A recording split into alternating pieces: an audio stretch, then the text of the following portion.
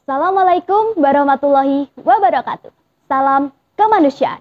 Pada kesempatan kali ini, saya Wiwit Setiani dari PMR Wira PMI Kabupaten Magetan akan menyampaikan materi tentang DORAS atau donor darah sukarela.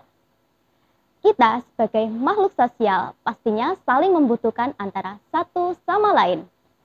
Nah, untuk menyalurkan rasa kepedulian kita bisa melakukan donor darah.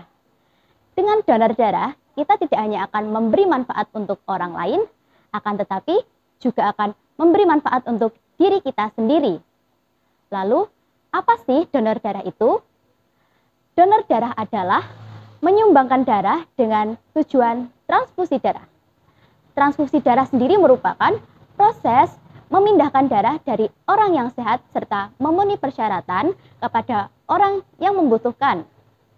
Nah, selanjutnya ada jenis dari golongan darah dibagi menjadi 4, yaitu ada golongan darah A, golongan darah B, golongan darah AB, dan golongan darah O. Nah, disebut darah lengkap yaitu mengandung komponen darah. Adapun komponen darah antara lain sel darah merah, sel darah putih, plasma darah, dan keping-keping darah. Nah, lalu apa sih fungsi dari darah itu sendiri? Fungsi darah yaitu mengangkut oksigen dari paru-paru ke sel-sel tubuh, serta mengganti sel-sel yang rusak. Selanjutnya, ada 2 macam donor darah. Yang pertama ada donor darah sukarela atau bisa kita sebut DDS. Donor darah sukarela yaitu seseorang yang menyumbangkan darahnya secara sukarela dan ia tidak tahu kepada siapa darahnya nanti akan diberikan. Yang kedua ada donor darah pengganti atau bisa kita sebut DDP, yaitu seseorang yang diminta untuk mendonorkan darahnya dan ia tahu kepada siapa darah tersebut akan diberikan. Nah, selanjutnya, siapa saja sih seorang pendonor darah itu? Aku, kamu, kalian semua bisa menjadi seorang pendonor darah. Eits, menjadi seorang pendonor darah itu tidak sembarangan loh. Kita harus memenuhi persyaratan.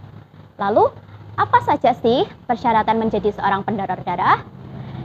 Yang pertama, laki-laki atau perempuan minimal usia 18 sampai 60 tahun. Yang kedua, sehat jasmani dan rohani. Yang ketiga, berat badan 45 kg. Yang keempat, kadar hemoglobin 12,5 gram per desiliter. Yang kelima, tekanan darah sistolik 100 sampai 180 air raksa dan diastolik 50 sampai 100 air raksa. Yang keenam, yaitu tidak mengidap penyakit yang berisiko tinggi seperti HIV/AIDS, jantung, hati, dan lain sebagainya. Dan yang ketujuh, seorang perempuan yang sedang haid, hamil, atau menyusui tidak diperkenankan untuk mendonorkan darahnya. Setelah persyaratan, apa sih tujuan dari donor darah ini? Tujuan dari donor darah yaitu mewujudkan rasa peduli serta sukarela kita terhadap sesama, serta memulihkan kesehatan dan menyembuhkan penyakit. Lalu, apa sih manfaat dari donor darah? Manfaatnya yaitu menurunkan resiko penyakit jantung, menurunkan resiko penyakit kanker, serta membuat seseorang menjadi sehat secara psikologis dan membuat mereka panjang umur. Nah, setelah persyaratan, tujuan, dan manfaat, adapun kondisi yang diperlukan mendonor darah, antara lain kecelakaan, transplantasi organ, anemia, dan hemofilia. Dan yang terakhir, apa sih peran PMR Wira di donor darah, yaitu sebagai pendonor darah. Yang kedua, sebagai memberi informasi kepada teman sebayanya.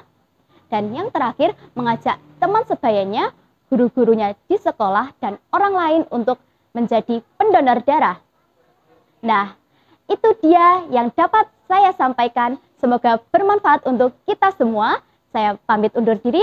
Wassalamualaikum warahmatullahi wabarakatuh.